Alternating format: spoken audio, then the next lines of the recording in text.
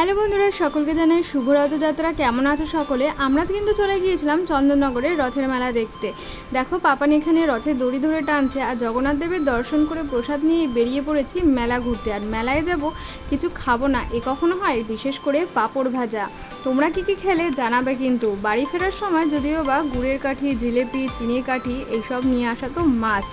এখানে দেখো, কিনতে গিয়েই দেখি গোপালের জামা বসেছিল। সেখান থেকে গোপালের জামা, পাগড়ি আরও অনেক কিছু কিনে এনেছিলাম। তারপরে পাপানকে কয়েকটা খেলনাও কিনে দিলাম। আর একটা গাড়ির জন্য তো মনে হয় ও প্রায় রাস্তায় লুটোপুটি খাওয়া শুরু করে দিয়েছিল।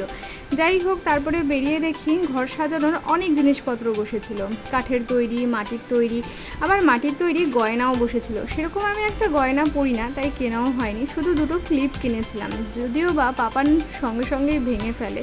আর এই দেখো, সফট টয়েসগুলো কত সুন্দর লাগছিলো। তো সকলকে টাটা। আইসক্রিম খেয়ে বাড়ি চলে আসলাম।